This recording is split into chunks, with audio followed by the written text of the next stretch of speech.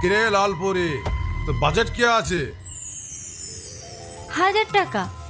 যাবি?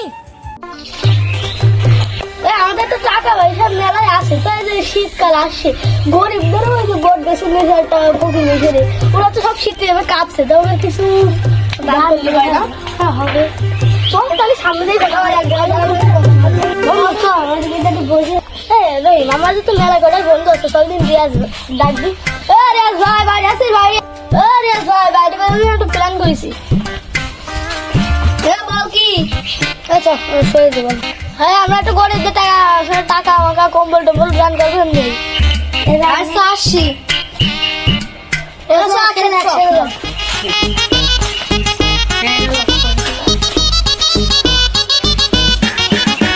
আজকে বিকাল টাকা তোলা হয়ে যাবে। মিলে টাকা চলে এসে 8500 টাকা, ঠিক আছে?